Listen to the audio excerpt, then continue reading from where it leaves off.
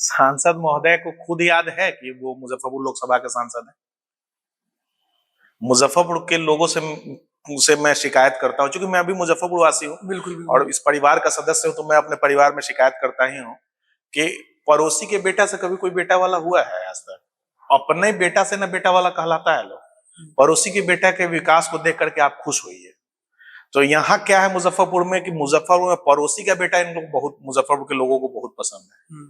अब हाजीपुर से आया हुआ आदमी हमारा कभी विकास करेगा? कभी नहीं करेगा। तो ऐसे ही चलता रहा काफी समय से। हाँ, यही डर रहा तो मुजफ्फरपुर को ढकेल करके पीछे ले गया। क्या मतलब घर की मुर्गी दाल बराबर? मुजफ्फरपुर के बेटा का मुजफ्फरपुर के लोग इज्जत ही नहीं दे रहे हैं। मुजफ्फरपुर के क्या बेटा कारण का लगता है? समझ से पड़े हैं, समझ कि से पड़े। समझाने में सक्षम नहीं है यहाँ के लोग, यहीं के लोग को। ये मैं क्या बोलूं, लोगों के विचारधारा में ही समाहित हो गया है शायद कि हमें दूसरे की गुलामी करनी है। मुजफ्फरपुर का बेटा मुजफ्फरपुर का नेता बने, ये मैं मांग सोशल मीडिया प्लेटफॉर्म से समाज में भी मैं उठाता रहता हूं। तो मुजफ्फरपुर का बेटा ही मुजफ्फरपुर का नेता बने, ये लोग यहाँ पे क्यों नहीं चाहते, समझ से पड़े। नमस्कार, मैं जीशान अख्तर और आप देख रहे हैं सुदामा न्यूज। आगामी लोकसभा चुनाव को लेकर देश भर में राजनीतिक उथल पुथल शुरू हो चुका है। इसका असर बिहार में भी देखने को मिल रहा है, मगर इस बार चुनाव काफी मायने में बहुत खास है। जिस तरीके से आप देख रहे हैं देश भर में एक नया गठन किया गया इंडिया नाम से, और एक तरफ एनडीए है, पूरा विपक्षी दल जो है एक तरफ हो गया। इन सब के बावजूद इस बार का जो चुनाव है काफी अहम होने वाला है। इसी को लेकर हम चर्चा करेंगे। आज हमारे साथ स्टूडियो में है सावन पांडे, जो एक सामाजिक कार्यकर्ता है। बहुत बहुत स्वागत हमारा। बहुत बहुत धन्यवाद सुदामा न्यूज को, और सुदामा न्यूज को देखने वाले सभी दर्शकों को मेरा प्रणाम। आज हम बात करेंगे आगामी लोकसभा चुनाव को लेकर। एक तो सावन पांडे जी युवा हैं, तो युवा के नजरिए से हम जानना चाहेंगे इस बार लोकसभा चुनाव, और चुनाव किस तरीके से, किस आधार पे अब होता है, किस तरीके से देखते हैं चुनाव को। अब जो लोकसभा चुनाव है उसको लेकर क्या चलता है दिमाग में? देखिए, मुजफ्फरपुर जिले को तो दो भागों में बांटा गया है, दो लोकसभा है। लेकिन मुजफ्फरपुर लोकसभा के परिप्रेक्ष्य में अगर बात करें तो 30 सालों से मुजफ्फरपुर लोकसभा गुलाम पड़ा हुआ है। एक ही परिवार के हाथों का खिलौना बन करके मुजफ्फरपुर आज बर्बाद होने के कगार पे क्या मुजफ्फरपुर लगभग बर्बाद हो चुका है। आप कहने को न मुजफ्फरपुर में एयरपोर्ट का तो जमीन है ही, लेकिन मुजफ्फरपुर में न एयरपोर्ट है, न रेलवे की सुविधा अच्छे से मुहैया करवाई गई है। वहां भी साफ सफाई की बहुत सारी कमियां हैं। शहर की स्थिति जो है, आप देखते हैं जगह जगह नाला बजबजा रहा है, नाला खुला हुआ है, लोग गिर जाते हैं, घायल होते हैं, आवारा जानवर घूम रहे हैं शहर में, कोई ध्यान देने वाला नहीं है। शहर कहीं से शहर नजर आता ही नहीं है। और आदरणीय प्रधानमंत्री जी, अभी वर्तमान प्रधानमंत्री जी, ये बोलते हैं कि स्मार्ट सिटी बनाएंगे, लेकिन एक पहले मुजफ्फरपुर को एक बढ़िया सिटी तो पहले बना लिया जाए। स्मार्ट सिटी का तो घोषणा कर दिया गया है, प्रोजेक्ट भी चल रहा है, क्या लगता है? ये सब देखिए, सब अधर में है और सब अधर में रहेगा, और आने वाले 5 साल 10 साल 15 साल ये चलता रहेगा। मैं यही हमेशा यही सोचता हूं कि जो आम जनता है, जो आम लोग हैं, या तो वो ये नहीं सोच पाते हैं कि 5 सालों में उनका क्या क्या बिगड़ सकता है। क्योंकि 5 साल में जो एक गलत लीडर को चुन लेना, आपके जीवन का महत्वपूर्ण 5 साल चला जाता है। अगर 25 साल का लड़का अगर एक गलत नेता चुनता है तो वो 5 साल के बाद 30 साल का हो जाएगा। तो कितना बड़ा बदलाव हो गया उसको उम्र में। 30 साल मतलब अगर एवरेज उम्र मानते हैं 60 साल 70 साल 80 साल एवरेज उम्र होता है, लगभग आधा उम्र आदमी जी लेता है। लोगों का दिक्कत क्या है ना कि जब भी चुनाव आता है, चुनाव के समय जो जनप्रतिनिधि लोगों के पास जाते हैं, लगभग हर जनप्रतिनिधि अच्छे वादे करते हैं। लोग कहीं ना कहीं झांसा में कह लीजिए या फिर ठगे जाते हैं। तो इस चीज को किस तरीके से लोग समझे? लोग के पास भी तो कोई ऑप्शन नहीं है। देखिए, ऑप्शन सही बात है कि नहीं है, लेकिन झांसा भी ऐसा नहीं है कि ठगे जाएंगे। ऐसे कैसे आम जीवन में कहाँ कोई किसी को ठग लेता है, कहाँ किसी से 10 रुपया कोई ठग कर चला जाता है। बहुत रेयर केस होता है जो कोई ठगे जाते हैं। हाँ, लोग देखते हैं कि ना ना, हम तो दिल्ली के देख के वोट देंगे। जब दिल्ली के देख करके वोट दीजिएगा, मोदी जी का चेहरा देख करके वोट दीजिएगा, या लालू जी का चेहरा देख करके वोट दीजिएगा, और यहाँ नेता सही नहीं चुनिएगा, तो यही हालात होगा। हमारा आपका बच्चा गरीबी में, बदहाली में रहेगा, हम आप सड़क पर चलेंगे, घायल होंगे, गिरेंगे, अपराधीकरण बढ़ेगा, जीवन संशय में बना रहेगा। यही होगा एक अच्छे नेता नहीं चीजों के लिए। जिस तरीके से आप युवा के नजरिए से देखते हैं, तो सावन पांडे का क्या भूमिका है एक सामाजिक कार्यकर्ता के रूप में, और किस तरीके से क्या आप देखना चाहते हैं, क्या विजन लेके आप चल रहे हैं? देखिए, सभी लोग जो भी लीडर आते हैं या जो भी चुनाव लड़ने की मंशा रखते हैं, सभी लोग एक ही बात करते हैं, शिक्षा, रोजगार और स्वास्थ्य पे काम करेंगे, सड़क पे काम करेंगे। यार ये तो हमारा मौलिक अधिकार है। शिक्षा मिलना, रोजगार मिलना, सड़कों का बढ़िया काम होना और बिल्कुल। भोजन मिलना, ये तो हमारा मौलिक अधिकार है, मानवीय जीवन का मौलिक अधिकार है। ये अगर कोई नेता दे रहा है तो बहुत बड़ा काम नहीं कर रहा है, या कोई नेता अपने पिताजी के घर से ला करके नहीं देता नहीं है। दे रहा। इससे आगे की बात हो ना, क्योंकि अभी 21वीं शताब्दी में अभी हम लोग जी रहे हैं, बहुत सारा लंबा वक्त बिता चुके हैं हम लोग, तो अब आगे की बात हो ना, दुनिया कहां से कहां जा रही है। आगे की बात तब होगी जब ये जो मौलिक अधिकार की बात आप कर रहे हैं ये मिल तो जाए। ये नहीं मिल पा रहा, पूरी तरीके से फुलफिल नहीं हो पा रहा लोगों को। ये तभी मिलेगा ना जब आप एक विजनरी लीडर चुन पाएंगे, एक विजनरी लीडर चुनेंगे जिनके पास सच में विजन हो। तो आने वाला समय में क्या आप राजनीति में आएंगे, चुनाव वगैरह लड़ने का कोई इच्छा? जी बिल्कुल है, और मुजफ्फरपुर लोकसभा चुनाव हो या मुजफ्फरपुर विधानसभा चुनाव हो, किसी भी तरीके से अगर चुनाव लड़ना है तो हम लोग लड़ेंगे और मजबूती के साथ लड़ेंगे और मुजफ्फरपुर को अभी सुधारने प्रशांत किशोर का पदयात्रा मुजफ्फरपुर में आगमन हुआ, जिसमें आप काफी बढ़ चढ़ के हिस्सा लिए, काफी समर्थकों के साथ आपने उनका स्वागत भी किया। क्या प्रशांत किशोर के साथ हैं आप, जनसुराज के साथ हैं? देखिए, प्रशांत जी से मेरा पुराना संबंध है। आपको जानकारी भी होगी, 5-6 साल पुराना संबंध हम लोगों का है, क्योंकि मैंने एमबीए जहां से किया है और प्रशांत जी का वहाँ एज अ गेस्ट हमेशा आगमन होता रहा है सिम्बायोसिस यूनिवर्सिटी पुणे में। तो प्रशांत जी से मेरा पुराना संबंध है और जनसुराज से मेरा विचार मिलता है, क्योंकि प्रशांत जी खुद ही हाईली एजुकेटेड व्यक्ति हैं। तो और आज जो जनसुराज का जो विचार है, प्रशांत जी का जो विचार है, जाति धर्म संप्रदाय से ऊपर उठ करके है, ठीक है, तो उनसे विचार मिलता है। तो मैं जनसुराज के साथ हूँ और मजबूती के साथ खड़ा हूँ। क्या लगता है कि जनसुराज जिस तरीके से बिहार भर में पद यात्रा कर रही है, उसका कुछ असर चुनाव पे या लोगों पे इम्पैक्ट करेगा? बिल्कुल, चूंकि प्रशांत जी के साथ मैं भी बीते 10-15 दिनों से घूम रहा हूँ, मुजफ्फरपुर जिले के गांव-गांव जा रहा हूँ। मैं देख रहा हूँ कि लोगों का कितना प्यार आशीर्वाद मिल रहा है। माताएं बहनें सहर्ष उनका स्वागत कर रही हैं, तिलक माथे पे लगा रही हैं, आंचल माथा पे रख रही हैं। एक बेटे की तरह उनको, एक भाई की तरह उनको प्यार मिल रहा है। तो जनसुराज मजबूत हो रहा है। ना कहीं इस तरीके देखने को मिलता है, जब इस तरीके का कुछ माहौल बनता है तो इस तरीके का होता है, मगर वोट के समय कहीं ना कहीं ध्रुवीकरण हो जाता है, जात के आधार पे, धर्म के आधार पे बट ही जाता है। अभी तक जो मैंने देखा, क्या इस चीज से आप? देखिए, आजादी के बाद से तो जातीय और धार्मिक आधार पे लोगों को बांटा ही जा रहा है, लेकिन जनसुराज का जो सोच है, प्रशांत जी जो सोच लेकर के जनसुराज को लेकर के आगे बढ़ रहे हैं, और उसमें हम लोग जब साथ में अभी जुड़ रहे हैं, तो बस यही देख करके जुड़ रहे हैं कि इसमें कोई जातीय राजनीति नहीं होनी है या कोई धार्मिक कुठाराघात नहीं होना है। इसी वजह से हम लोग जनसुराज के साथ हैं और जनसुराज एक स्वच्छ विचारधारा के साथ लोग है। काफी कंफ्यूज्ड है जनसुराज को लेकर, क्योंकि आप उनके साथ ही पदयात्रा में शामिल भी थे और जुड़े भी हुए हैं, मगर लोग जो हैं शहरवासी या फिर बिहार के लोग अभी भी क्लियर नहीं है कि उनका एजेंडा क्या। प्रशांत किशोर पार्टी मतलब अपना दल बनाएंगे, सीएम कैंडिडेट खुद होंगे या फिर खड़ा करेंगे या प्रत्याशी उतारेंगे, इन सब चीजों को लोग में कंफ्यूजन चल रहा है। क्या लगता है आपको? देखिए, दल का गठन होगा। अभी 2 अक्टूबर को 1 वर्ष पूरा हो जाएगा पदयात्रा का, लगभग 4000 गांव पूरा हो जाएगा पदयात्रा का। तो दल का गठन होगा, बहुत जल्द होगा, और सभी कार्यकर्ता और सभी सदस्य और बिहार के लोग मिलकर के आवाज उठाएंगे।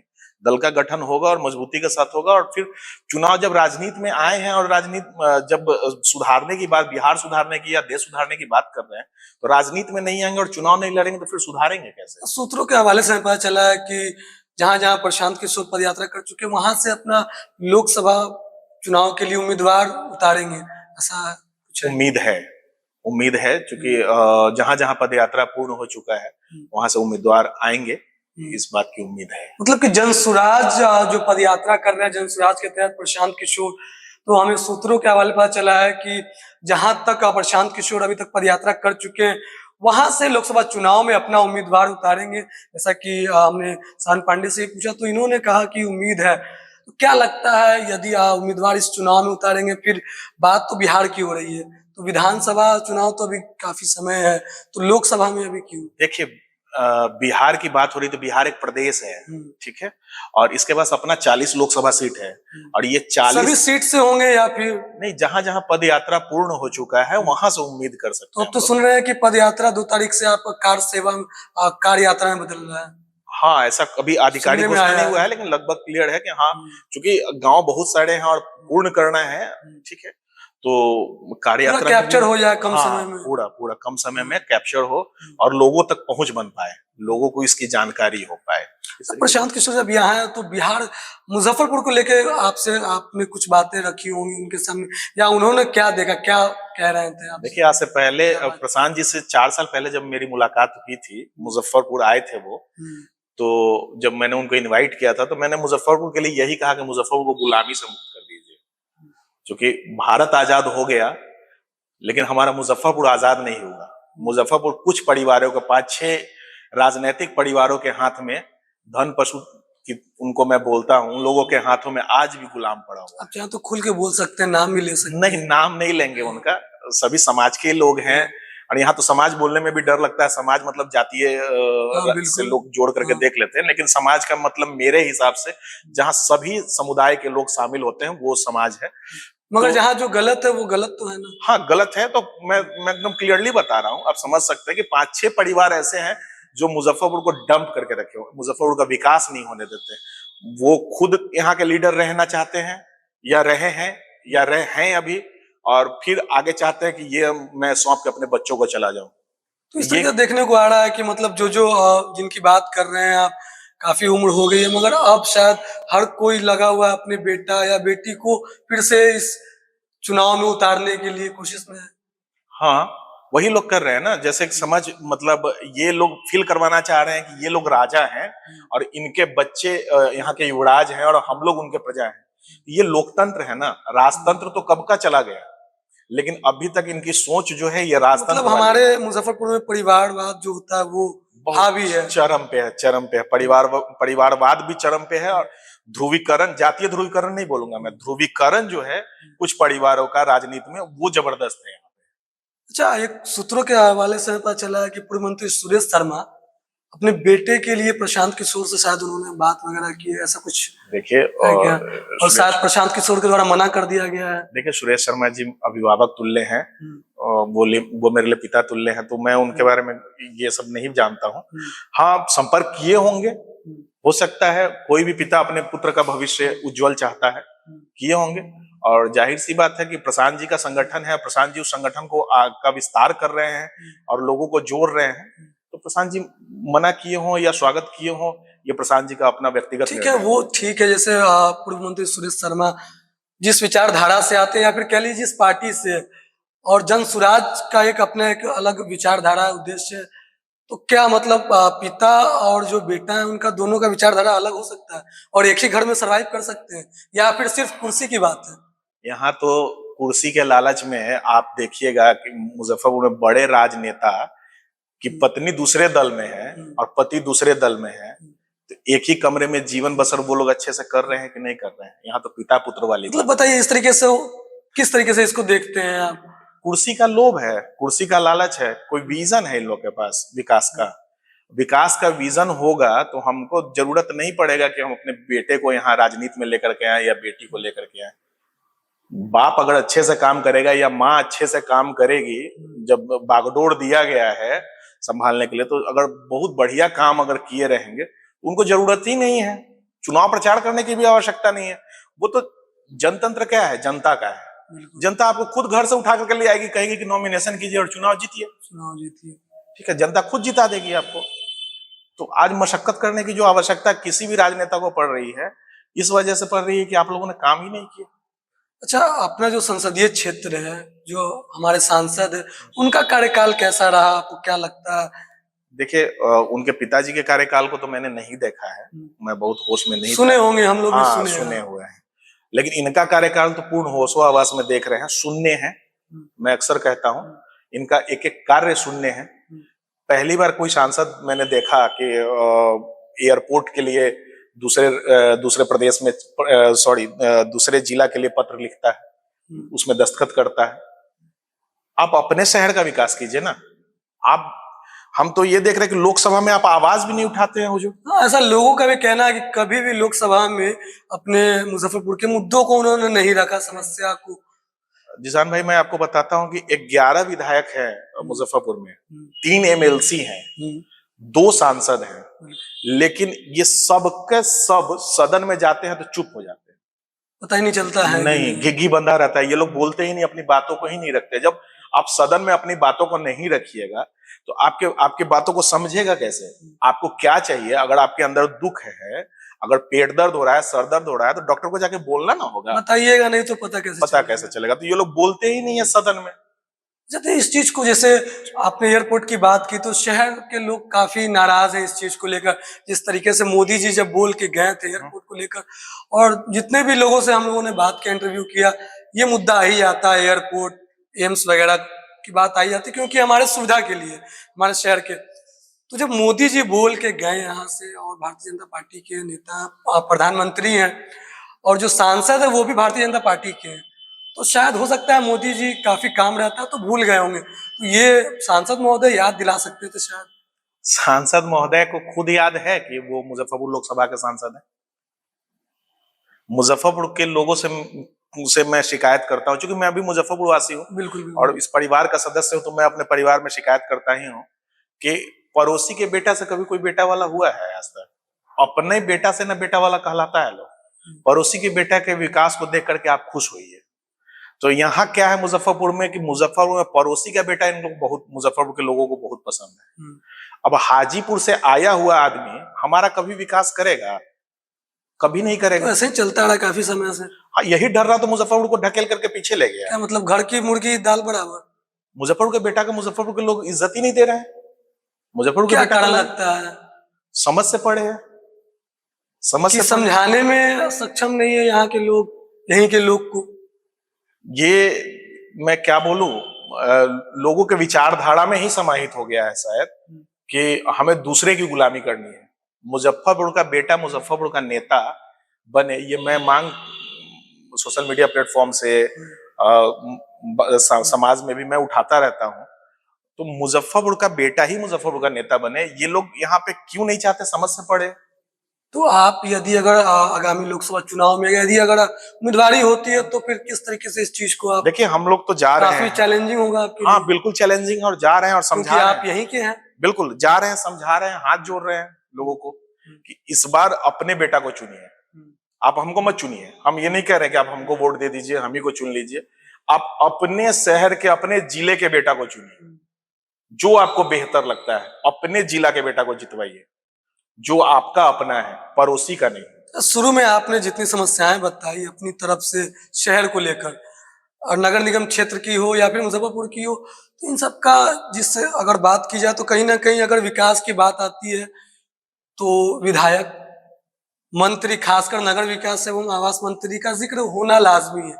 पूर्व में जिस तरीके से पूर्व मंत्री थे सुरेश शर्मा, नगर विकास एवं आवास मंत्री, क्या लगता है कि इस मंत्री पद पर रह के जितना विकास करना चाहिए उतना विकास इन्होंने किया है यहाँ? नहीं, नहीं, नहीं दिखता है।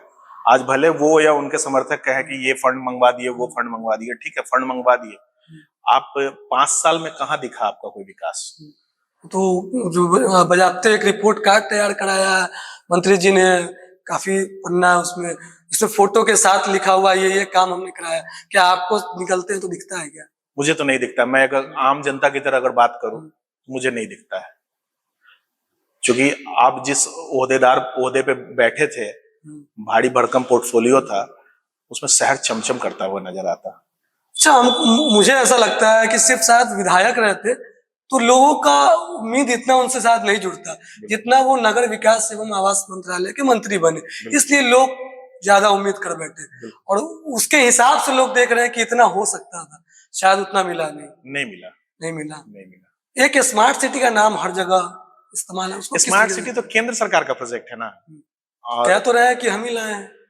केंद्र सरकार का प्रोजेक्ट आप कैसे लेकर के चले? आप प्रदेश के मंत्री थे ना, आप केंद्र सरकार का प्रोजेक्ट कैसे लेकर के चले? क्योंकि केंद्र सरकार तो भागलपुर को भी स्मार्ट सिटी बनाया है, गया का भी नाम है, पटना का भी नाम है, दरभंगा का भी नाम है, ऐसा तो है नहीं।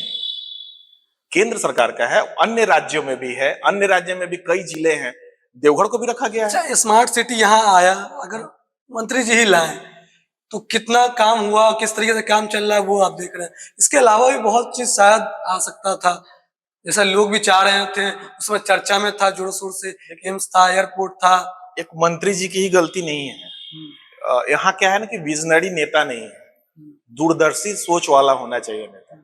आप पड़ोसी जिले में चले जाइए, दरभंगा देख लीजिए, दरभंगा का विकास देखिए, समस्तीपुर का विकास देखिए, आपसे कहीं आगे है। लेकिन यहाँ पे विजनरी लीडर नहीं है। 11 विधायक, 3 एमएलसी और 2 सांसद में पुनः दोहरा रहा हूं, विजन नहीं है किसी के पास। चलिए, हमने बात किया सावन पांडे से लोकसभा चुनाव को लेकर, और आप कुछ जनता से कहना चाहेंगे अपने एक युवा के नाते, युवा के नजरिया से? तो देखिए, जनता से मैं यही कहूंगा, क्योंकि जनता मेरे लिए नहीं है, मेरे लिए तो मुजफ्फरपुर मेरा परिवार है और मैं उस परिवार का छोटा सा सदस्य हूं। मैं यही कहूंगा कि मुजफ्फरपुर के बेटा को ही मुजफ्फरपुर का नेता चुनिए और अपने लिए नेता चुनिए, स्वार्थी बनिए, अपने बेटे के लिए, अपनी बेटी के लिए, उनके विकास के लिए नेता चुनिए। तो ये तो सावन पांडे जो एक सामाजिक कार्यकर्ता है, जिन्होंने बड़ा खुलकर युवा के नजरिए से देखते हुए चुनाव को लेकर इन्होंने बातचीत की है। तो आपने सुना इनका विचार, और आगामी लोकसभा चुनाव में जिस तरीके से जनसुराज से जुड़े हुए हैं, तो मेरा कहना है कि प्रशांत किशोर का हो सकता है कि उम्मीदवारी वो अपने हर सभी लोकसभा क्षेत्र से अपने उम्मीदवार उतारेंगे।